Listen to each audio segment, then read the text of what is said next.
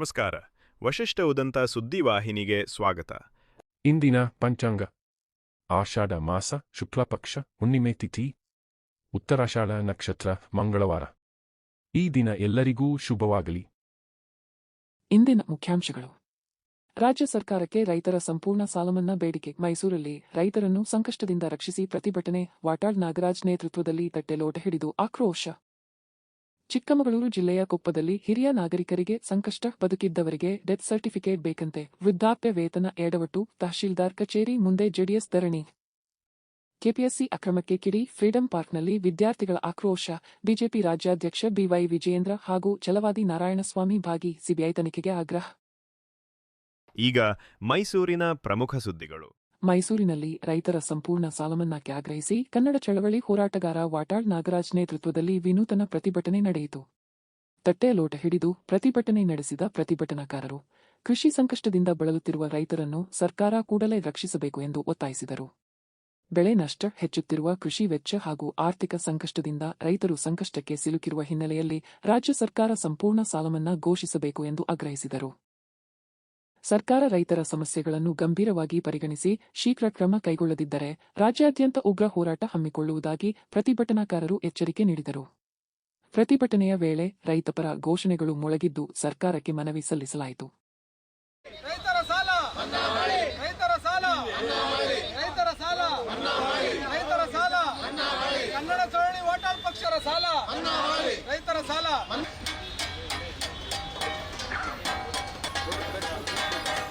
ರೈತರ ಸಾಲ ರೈತರ ಸಾಲ ರೈತರ ಸಾಲ ರೈತರ ಸಾಲ ವಾಟಾಳ್ ನಾಗರಾಜ್ ಸಾಹೇಬರ ಹೋರಾಟಕ್ಕೆ, ವಾಟಾಳ್ ನಾಗರಾಜ್ ಸಾಹೇಬರ ಹೋರಾಟಕ್ಕೆ, ರೈತರ ಸಾಲ ರೈತರ ಸಾಲ ರೈತರ ಸಾಲ ರೈತರ ಸಾಲ.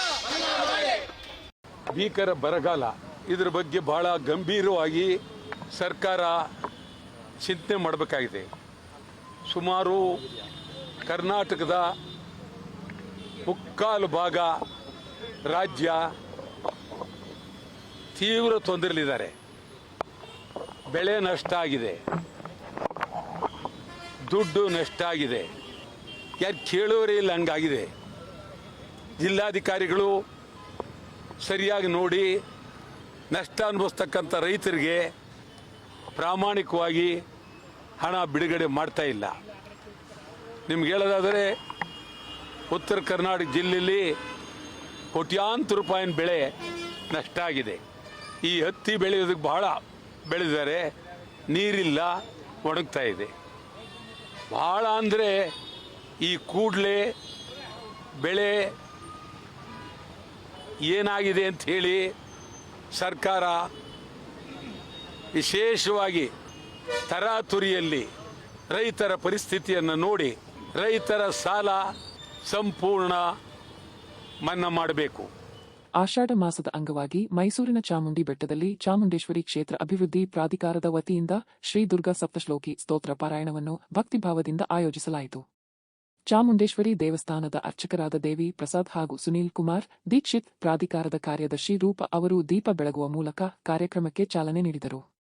ಇಷ್ಟಾರ್ಥ ಸಿದ್ಧಿ ಹಾಗೂ ಲೋಕಕ್ಷೇಮಕ್ಕಾಗಿ ಆಯೋಜಿಸಿದ್ದ ಈ ಪಾರಾಯಣದಲ್ಲಿ ಸುಮಾರು 500ಕ್ಕೂ ಹೆಚ್ಚು ಭಕ್ತರು ಉತ್ಸಾಹದಿಂದ ಭಾಗವಹಿಸಿದರು. ಸತತ 1 ಗಂಟೆಗಳ ಕಾಲ ನಡೆದ ಪಾರಾಯಣದಲ್ಲಿ ಭಕ್ತರು ಏಕಾಗ್ರಚಿತ್ತದಿಂದ ಸ್ತೋತ್ರ ಪಠಿಸಿ ದೇವಿಯ ಕೃಪೆಗೆ ಪ್ರಾರ್ಥಿಸಿದರು. ನೂರಾರು ಭಕ್ತರು ಚಾಮುಂಡೇಶ್ವರಿ ದೇವಿಯ ದರ್ಶನ ಪಡೆದು ವಿಶೇಷ ಪೂಜೆಯಲ್ಲಿ ಪಾಲ್ಗೊಂಡರು.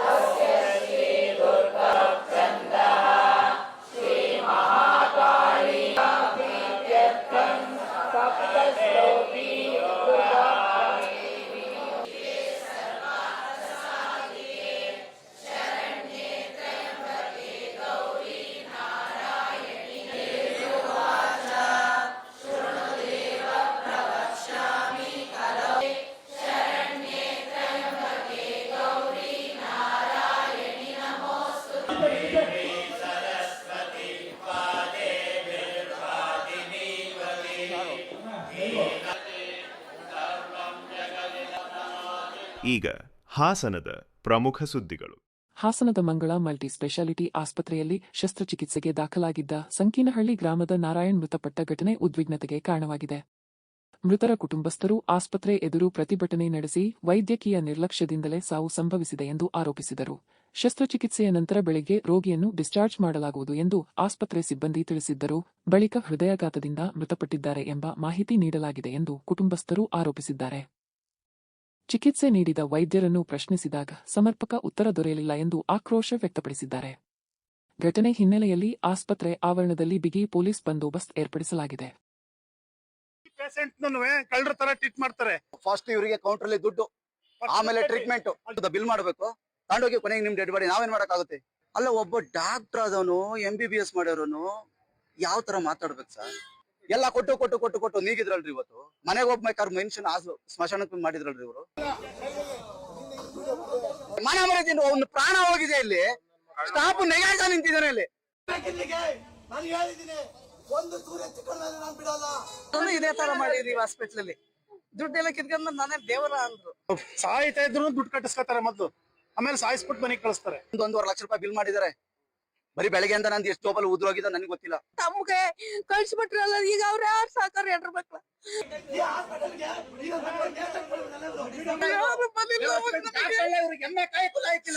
ಹಾಸ್ಪಿಟ್ಲಿಗೆ ಹೋಗ್ಲೇಬೇಡಿ ಅಂತ ಹೇಳಿದ್ದೆ. ನಮಗೆ ಮರೆಮಾಚ್ ಬಂದವ್ರು ಇಲ್ಲಿಗೆ. ಹಾಸನ ಜಿಲ್ಲೆಯಲ್ಲಿ ಯಾರು ಕೇಳೋರಿಲ್ಲ ಕಣ್ರಿ. ನಾವ್ ಯಾರು ಗಂಡಸರಲ್ಲ. ನಾವೆಲ್ಲವನ್ನ ಸೀರೆ ಉಡ್ಕೋಬೇಕು, ಇಲ್ಲಿ ಬರ್ಬೇಕು ಇವ್ರ ಹತ್ರಕ್ಕೆ.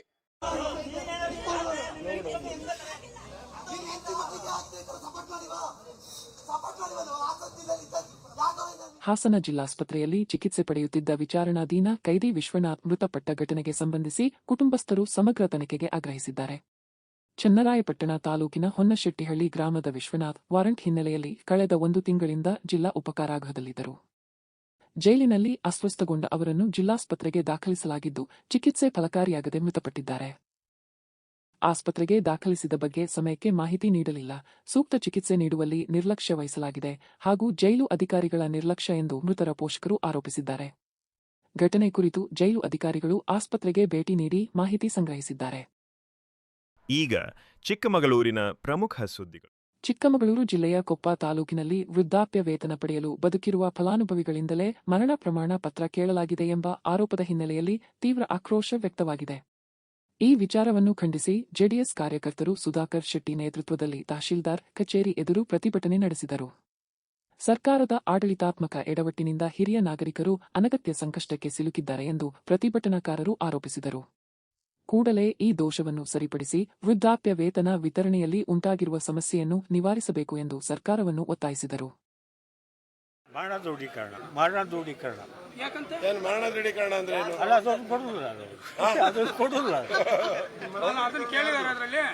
ಇಲ್ಲಿ ಇದೆಯಲ್ಲ, ನಾನು ಸತ್ತ ಮೇಲೆ ಕೊಡ್ತೀನಿ. 25 ಇಸ್ವಿ ಸೆಪ್ಟೆಂಬರ್ದಿಂದ ಇಲ್ಲ. ಅದೇ ನಮಗೆ ವರಮಾನ ಜಾಸ್ತಿ ಉಂಟಂತ ಬಂದಿದೆ. ಅವ್ರು 80,000 ಅಂತ ಬಂದಿದೆ ಅಂದರು. ನಾನು ಅದನ್ನೆಲ್ಲ ತಂದಿದ್ದೀನಿ ಕೊಟ್ಟು. ಅದು 32,000 ಅಲ್ಲ, ನಿಮ್ಮಲ್ಲಿ ಯಾರೋ ತಗೊಂಡಿದ್ದಾರಾ ಹೇಗೆ ಅಂತ ಹೇಳ್ತಾರೆ. ಎಂತ ಆದಾಯ ದೃಢೀಕರಣ, ಪಡಿತರ ಚೀಟಿ, ಜಮೀನಿನ ವಿವರ, ಪಟ್ಟಾಪ್ರತಿ, ವಯಸ್ಸಿನ ಬಗ್ಗೆ ಸಾಲ ದಾಖಲೆ, ಮರಣ ದೃಢೀಕರಣ. ಏನ್ ಮರಣ ದೃಢೀಕರಣ ಅಂದ್ರೆ ಏನು? ಅಲ್ಲ, ಅದೊಂದು ಕೊಡುದಿಲ್ಲ, ಅದು ಕೊಡುದಿಲ್ಲ. ಇಲ್ಲಿ ಇದೆಯಲ್ಲ ನೋಡಿ, ತಹಶೀಲ್ದಾರ್. ಹಾಂ, ನಾನು ಸತ್ತ ಮೇಲೆ ಕೊಡ್ತೀನಿ. ಅವರು ನೀವು ನಾಡ ಕಚೇರಿ ಕೊಡ್ರಿ, ಅಲ್ಲಿ ಕೊಡ್ರಿ ಅಂತ. ಅಲ್ಲ, ಅವ ನಾಡ ಕಚೇರಿ ಸೆಕ್ರೆಟರಿ ಇದಾನೆ, ನಮ್ಮ ಸೆಕ್ರೆಟರಿ. ಅವ್ನು ಕೇಳಿದ್ರೆ ಗಂಡು ಮಕ್ಳು ಉಂಟ್ರಿ, ಅವ್ನು ಬಾಯಿ ಬಂದ ಮಾತಾಡ ಸಾಹೇಬ್ ಹೋಗ್ಬೋದು. ಹಾಂ, ಮತ್ತೆ ಅಲ್ಲಿ ಹಾಕೋ. ಹಾಂ, ಹೌದು. ಎಂತವ್ರು ಅಂತಾರೆ, ಅದೇ ಕೇಳುದು. ನೀವು ನಾಡ ಕಚೇರಿ ತಾನೇ ಕೊಡ್ರಿ ಅಂತಾರೆ ಇಲ್ಲಿ. ಹಾಂ, ಕೊಟ್ಟಾಯ್ತು. ನಾನು 2 ಸಲ ಅರ್ಜಿ ಕೊಟ್ಟೀನಿ. ಕೊಟ್ಟುಗಳು 1 ತಿಂಗಳು ಕಳಿಸೋದು ಮತ್ತಿಲ್ಲ. ಅವರಿಗೆ 82 ವರ್ಷ, 14 ವರ್ಷದಿಂದ ಅವರಿಗೆ ವೃದ್ಧಾಪ್ಯ ವೇತನ ಬರ್ತಾ ಇದೆ. ಇವತ್ತು ಅವ್ರಿಗೆ ಕೇಳ್ತಾರೆ ಮರಣ ದೃಢೀಕರಣ ಪತ್ರ ಕೊಡಿ ಅಂತ ಕೇಳ್ತಾರೆ. ಒಂದು ಮರಣ ದೃಢೀಕರಣ ಪತ್ರ ಕೇಳ್ತೀರಾ ವೃದ್ಧರಿಗೆ, ನೀವು ಮರಣನಾದವರಿಗೆ ನೀವು ವೃದ್ಧಾಪ್ಯ ವೇತನ ಕೊಡ್ತೀರಾ, ಜೀವಂತವಿರೋರಿಗೆ ಕೊಡ್ತೀರಾ ಕೇಳ್ತೇನೆ. ಎಲ್ಲ ಪತ್ರಗಳು ನೀವು ಅಂಗವಿಕಲರ ವೇತನದ ಒಂದು ಲೆಟರ್ ಸಿಗ್ತಾ ಇದೆ ಅಲ್ಲಿ, ಅದರಲ್ಲಿ ಕೇಳ್ತಾರೆ ಮರಣ ದೃಢೀಕರಣ ಪತ್ರ ಕೇಳ್ತಾರೆ. ಮರಣ ದೃಢೀಕರಣ ಕೊಡುವಂತ ಒಂದು ಅವಿವೇಕಿ ಸರ್ಕಾರಕ್ಕೆ ಧಿಕ್ಕಾರ ಅನ್ನೋ ಮಾತನ್ನು ಹೇಳಲಿಕ್ಕೆ ಇಷ್ಟಪಡ್ತೇನೆ. ನೀವೇನಾದರೂ ಇದೇ ತರ ನೀವು ಮುಂದುವರಿಸಿದ್ರೆ, ನೀವು ಸರ್ಕಾರನ ನೀವು ಆಡಳಿತ ಮಾಡ್ತಾ ಇಲ್ಲ, ನೀವು ಕುರ್ಚಿ ಭದ್ರತೆ ಮಾಡ್ತಿದ್ದೀರಿ. ಸರ್ಕಾರನ ಬಡವರ ವಿರೋಧಿ ಸರ್ಕಾರ ನಡೀತಾ ಇದೆ ಕರ್ನಾಟಕದಲ್ಲಿ ನಾವು ಮಾತಾಡಲಿಕ್ಕೆ. ಚಿಕ್ಕಮಗಳೂರು ತಾಲೂಕಿನ ಲಕ್ಯ ಕ್ರಾಸ್ ಸಮೀಪ ಸಂಭವಿಸಿದ ಸರಣಿ ರಸ್ತೆ ಅಪಘಾತದಲ್ಲಿ ಪಿಕಪ್ ವಾಹನ ಚಾಲಕ ಸ್ಥಳದಲ್ಲೇ ಮೃತಪಟ್ಟಿದ್ದು 4 ಗಂಭೀರವಾಗಿ ಗಾಯಗೊಂಡಿದ್ದಾರೆ. ಮೃತರನ್ನು ಲಕ್ಕುಮ್ಮನಹಳ್ಳಿ ಗ್ರಾಮದ ಪ್ರಸಾದ್ ಎಂದು ಗುರುತಿಸಲಾಗಿದೆ. ರೀಪ್ ಪೀಸ್ಗಳನ್ನು ಸಾಗಿಸುತ್ತಿದ್ದ ಲಾರಿಯ ಬ್ರೇಕ್ ಏಕಾಏಕಿ ವೈಫಲ್ಯಗೊಂಡ ಪರಿಣಾಮ ಈ ದುರ್ಘಟನೆ ಸಂಭವಿಸಿದೆ ಎಂದು ಪ್ರಾಥಮಿಕ ಮಾಹಿತಿ ತಿಳಿಸಿದೆ. ನಿಯಂತ್ರಣ ತಪ್ಪಿದ ಲಾರಿ ಮೊದಲು ಪಿಕಪ್ ವಾಹನಕ್ಕೆ ಡಿಕ್ಕಿ ಹೊಡೆದಿದ್ದು, ಬಳಿಕ ಪಿಕಪ್ ಮುಂದೆ ಸಾಗುತ್ತಿದ್ದ ಓಮಿನಿ ಕಾರಿಗೆ ಡಿಕ್ಕಿ ಹೊಡೆದಿದೆ. ಅದರ ರಭಸಕ್ಕೆ ಓಮಿನಿ ಕಾರು ಗ್ಯಾಸ್ ಲಾರಿ ಹಾಗೂ ಬೈಕ್ಗೆ ಸತತವಾಗಿ ಡಿಕ್ಕಿ ಹೊಡೆದು ರಸ್ತೆ ಮಧ್ಯೆ ಭೀಕರ ಅವಘಡ ಸಂಭವಿಸಿದೆ. ಅಪಘಾತದ ತೀವ್ರತೆಗೆ ಹಲವು ವಾಹನಗಳು ನಜ್ಜುಗುಜ್ಜಾಗಿದ್ದು, ಸ್ಥಳದಲ್ಲಿ ಕೆಲಕಾಲ ಆತಂಕದ ವಾತಾವರಣ ನಿರ್ಮಾಣವಾಗಿತ್ತು. ಗಾಯಗೊಂಡ 4ರನ್ನು ತಕ್ಷಣವೇ ಚಿಕ್ಕಮಗಳೂರು ಜಿಲ್ಲಾಸ್ಪತ್ರೆಗೆ ದಾಖಲಿಸಿ ಚಿಕಿತ್ಸೆ ನೀಡಲಾಗುತ್ತಿದೆ. ಮಾಹಿತಿ ತಿಳಿಯುತ್ತಿದ್ದಂತೆ ಗ್ರಾಮಾಂತರ ಠಾಣೆ ಪೊಲೀಸರು ಸ್ಥಳಕ್ಕೆ ಧಾವಿಸಿ ರಕ್ಷಣಾ ಕಾರ್ಯಾಚರಣೆ ನಡೆಸಿ ಸಂಚಾರ ಸುಗಮಗೊಳಿಸಿದರು. ಅಪಘಾತದ ನಿಖರ ಕಾರಣ ಕುರಿತು ಪೊಲೀಸರು ಪ್ರಕರಣ ದಾಖಲಿಸಿಕೊಂಡು ತನಿಖೆ ಮುಂದುವರೆಸಿದ್ದಾರೆ. ಈಗ ರಾಜ್ಯ ಮತ್ತು ರಾಷ್ಟ್ರೀಯ ಸುದ್ದಿಗಳು. ಬೆಂಗಳೂರು ಫ್ರೀಡಂ ಪಾರ್ಕ್ನಲ್ಲಿ ಕೆಪಿಎಸ್ಸಿ ನೇಮಕಾತಿ ಅಕ್ರಮ ಆರೋಪಗಳನ್ನು ಖಂಡಿಸಿ ವಿದ್ಯಾರ್ಥಿ ಸಂಘಟನೆಗಳು ಹಾಗೂ ಬಿಜೆಪಿ ವತಿಯಿಂದ ಪ್ರತಿಭಟನೆ ನಡೆಯಿತು. ಪ್ರತಿಭಟನೆಯಲ್ಲಿ ಬಿಜೆಪಿ ರಾಜ್ಯಾಧ್ಯಕ್ಷ ಬಿವೈ ವಿಜಯೇಂದ್ರ ಹಾಗೂ ವಿಧಾನ ಪರಿಷತ್ನ ವಿರೋಧ ಪಕ್ಷದ ನಾಯಕ ಛಲವಾದಿ ನಾರಾಯಣಸ್ವಾಮಿ ಭಾಗವಹಿಸಿ ಪ್ರತಿಭಟನಾಕಾರರಿಗೆ ಬೆಂಬಲ ವ್ಯಕ್ತಪಡಿಸಿದರು. ಪಿಡಿಒ, ವಿಯ ಹಾಗೂ ಪಶುವೈದ್ಯರ ನೇಮಕಾತಿಯಲ್ಲಿ ಅಕ್ರಮಗಳು ನಡೆದಿವೆ ಎಂದು ಆರೋಪಿಸಿದ ಪ್ರತಿಭಟನಾಕಾರರು ಪ್ರಕರಣದ ಬಗ್ಗೆ ನ್ಯಾಯಸಮ್ಮತ ಹಾಗೂ ಪಾರದರ್ಶಕ ತನಿಖೆ ನಡೆಸಬೇಕು ಎಂದು ಒತ್ತಾಯಿಸಿದರು. ಈ ತನಿಖೆಯನ್ನು ಸಿಬಿಐಗೆ ವಹಿಸಿ ತಪ್ಪಿತಸ್ಥರ ವಿರುದ್ಧ ಕಾನೂನು ಕ್ರಮ ಕೈಗೊಳ್ಳಬೇಕು ಎಂದು ಆಗ್ರಹಿಸಿದರು.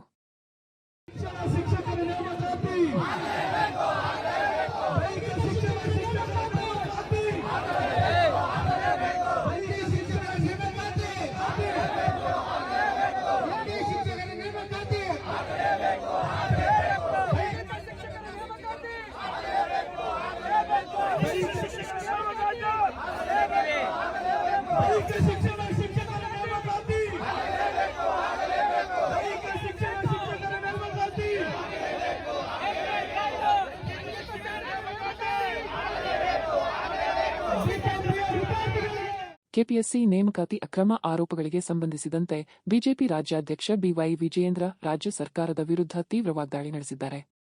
ಪಶುವೈದ್ಯರ ನೇಮಕಾತಿ ಸೇರಿದಂತೆ ವಿವಿಧ ನೇಮಕಾತಿ ಪ್ರಕ್ರಿಯೆಗಳಲ್ಲಿ ಭ್ರಷ್ಟಾಚಾರ ನಡೆದಿದೆ ಎಂದು ಆರೋಪಿಸಿದ ಅವರು ಸುಮಾರು 400 ಕೋಟಿ ರೂಪಾಯಿ ಹಗರಣ ನಡೆದಿರುವ ಶಂಕೆ ವ್ಯಕ್ತಪಡಿಸಿದರು. ಪ್ರಕರಣವನ್ನು ಆಂತರಿಕ ಸಮಿತಿಯಿಂದಲ್ಲ ಸಿಬಿಐಗೆ ವಹಿಸಿ ಸಮಗ್ರ ತನಿಖೆ ನಡೆಸಬೇಕು ಎಂದು ಒತ್ತಾಯಿಸಿದರು. ರಾಜ್ಯ ಸರ್ಕಾರ ಯುವಕರ ಭವಿಷ್ಯದೊಂದಿಗೆ ಚೆಲ್ಲಾಟ ಆಡುತ್ತಿದ್ದು ನೇಮಕಾತಿ ಪ್ರಕ್ರಿಯೆಯಲ್ಲಿ ಪಾರದರ್ಶಕತೆ ಇಲ್ಲ ಎಂದು ಆರೋಪಿಸಿದರು. ಕೆಪಿಎಸ್ಸಿ ಪರೀಕ್ಷೆಗಳನ್ನು ಯುಪಿಎಸ್ಸಿ ಮಾದರಿಯಲ್ಲಿ ನಡೆಸಬೇಕು ಹಾಗೂ ಈ ವಿಷಯದ ಬಗ್ಗೆ ವಿಧಾನಸಭೆ ಮತ್ತು ವಿಧಾನ ಪರಿಷತ್ನಲ್ಲಿ ಸಮಗ್ರ ಚರ್ಚೆ ನಡೆಸಿ ಸರ್ಕಾರದಿಂದ ಉತ್ತರ ಪಡೆಯಲಾಗುವುದು ಎಂದು ವಿಜಯೇಂದ್ರ ತಿಳಿಸಿದರು. ಆರೋಪಗಳಿಗೆ ಸಂಬಂಧಿಸಿದಂತೆ ಸರ್ಕಾರದ ಅಧಿಕೃತ ಪ್ರತಿಕ್ರಿಯೆ ನಿರೀಕ್ಷಿಸಲಾಗಿದೆ. ಇವತ್ತು ಭ್ರಷ್ಟಾಚಾರ ನಡೆದಿದೆ ಕೆಪಿಎಸ್ಸಿನಲ್ಲಿ. ಪಿಡಿಒಗಳಿರ್ಬೋದು, ವಿಎಗಳಿರ್ಬೋದು, ಪಶು ವೈದ್ಯಾಧಿಕಾರಿಗಳ ನೇಮಕಾತಿ ಇರ್ಬೋದು, ಇವೆಲ್ಲ ಪ್ರಕ್ರಿಯೆ ನೇಮಕಾತಿ ಪ್ರಕ್ರಿಯೆಯಲ್ಲಿ ಬಹಳ ದೊಡ್ಡ ಹಗರಣ ನಡೆದಿದೆ. ಇವೆಲ್ಲವನ್ನೂ ಕೂಡ ಸಂಪೂರ್ಣವಾಗಿ ನ್ಯಾಯಸಮ್ಮತವಾಗಿರುತ್ತಾ ತನಿಖೆ ಆಗಬೇಕು ಅಂತ ಹೇಳಿದ್ರೆ ಸಿಬಿಐಗೆ ಕೊಡಬೇಕು ಅನ್ನುವ ಆಗ್ರಹ ಅವರು ಕೂಡ ಮಾಡ್ತಾ ಇದ್ದಾರೆ. ವಿದ್ಯಾರ್ಥಿ ಸಂಘಟನೆಗಳು, ಭಾರತೀಯ ಜನತಾ ಪಾರ್ಟಿಯು ಕೂಡ ಸಿಬಿಐಗೆ ತನಿಖೆ ಕೊಡಬೇಕು ಅಂತ ಆಗ್ರಹ ಪಡಿಸ್ತಾ ಇದ್ದಾನೆ. ಮತ್ತೊಂದು ವಿಚಾರ ಸಚಿವರು ಮಾತನಾಡಿದ್ರು ಅಂತ ಕೇಳಿದ್ದೇನೆ.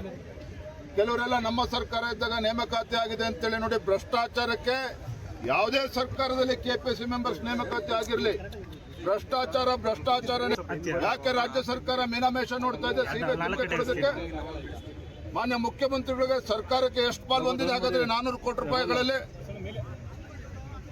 ಹಾಗಾಗಿ ವಿದ್ಯಾರ್ಥಿ ಜೀವನ ಜೊತೆ ಏನು ಚೆಲ್ಲಾಟ ಆಡ್ತದೆ ಕಾಂಗ್ರೆಸ್ ಸರ್ಕಾರ, ಇದಕ್ಕೆ ಇತಿಶ್ರೀ ಆಡಬೇಕು ಅಂತ ಹೇಳಿದ್ರೆ, ಭ್ರಷ್ಟಾಚಾರಕ್ಕೆ ಇತಿಶ್ರೀ ಆಡಬೇಕು ಅಂತ ಹೇಳಿದ್ರೆ ಕೆಪಿಎಸ್ಸಿನಲ್ಲಿ ಸುಧಾರಣೆಗಳನ್ನು ತರಬೇಕಾಗ್ತದೆ. ಸದನದಲ್ಲಿ ಸಮಗ್ರವಾಗಿ ಚರ್ಚೆನೂ ಕೂಡ ಆಗಬೇಕಾಗುತ್ತೆ. ಜೊತೆಗೆ ಹಗರಣ ಸಿಬಿಐಗೆ ಕೊಡಬೇಕಾಗುತ್ತೆ. ಪಾಪ ಅಲ್ಲಿ ನೋಡ್ತಾ ಇದ್ರಿ, ಇವತ್ತು ಅನೇಕ ವಿಕಲಚೇತನರು, ದೈಹಿಕ ಶಿಕ್ಷಕರು ಕಳೆದ 15 ವರ್ಷದಿಂದ ಆಗಿಲ್ಲ, ಸಂಗೀತ ಶಿಕ್ಷಕರ ನೇಮಕಾತಿ ಆಗಿಲ್ಲ. ಮತ್ತೊಮ್ಮೆ ಮುಖ್ಯಾಂಶಗಳು. ರಾಜ್ಯ ಸರ್ಕಾರಕ್ಕೆ ರೈತರ ಸಂಪೂರ್ಣ ಸಾಲಮನ್ನಾ ಬೇಡಿಕೆ. ಮೈಸೂರಲ್ಲಿ ರೈತರನ್ನು ಸಂಕಷ್ಟದಿಂದ ರಕ್ಷಿಸಿ ಪ್ರತಿಭಟನೆ. ವಾಟಾಳ್ ನಾಗರಾಜ್ ನೇತೃತ್ವದಲ್ಲಿ ತಟ್ಟೆಲೋಟ ಹಿಡಿದು ಆಕ್ರೋಶ. ಚಿಕ್ಕಮಗಳೂರು ಜಿಲ್ಲೆಯ ಕೊಪ್ಪದಲ್ಲಿ ಹಿರಿಯ ನಾಗರಿಕರಿಗೆ ಸಂಕಷ್ಟ, ಬದುಕಿದ್ದವರಿಗೆ ಡೆತ್ ಸರ್ಟಿಫಿಕೇಟ್ ಬೇಕಂತೆ. ವೃದ್ಧಾಪ್ಯ ವೇತನ ಎಡವಟ್ಟು. ತಹಶೀಲ್ದಾರ್ ಕಚೇರಿ ಮುಂದೆ ಜೆಡಿಎಸ್ ಧರಣಿ. ಕೆಪಿಎಸ್ಸಿ ಅಕ್ರಮಕ್ಕೆ ಕಿಡಿ. ಫ್ರೀಡಂ ಪಾರ್ಕ್ನಲ್ಲಿ ವಿದ್ಯಾರ್ಥಿಗಳ ಆಕ್ರೋಶ. ಬಿಜೆಪಿ ರಾಜ್ಯಾಧ್ಯಕ್ಷ ಬಿವೈ ವಿಜಯೇಂದ್ರ ಹಾಗೂ ಛಲವಾದಿ ನಾರಾಯಣಸ್ವಾಮಿ ಭಾಗಿ. ಸಿಬಿಐ ತನಿಖೆಗೆ ಆಗ್ರಹ. ಇಲ್ಲಿಗೆ ಇಂದಿನ ವಾರ್ತಾ ಪ್ರಸಾರ ಮುಕ್ತಾಯವಾಯಿತು. ಧನ್ಯವಾದಗಳು. ಈ ದಿನ ಎಲ್ಲರಿಗೂ ಶುಭವಾಗಲಿ.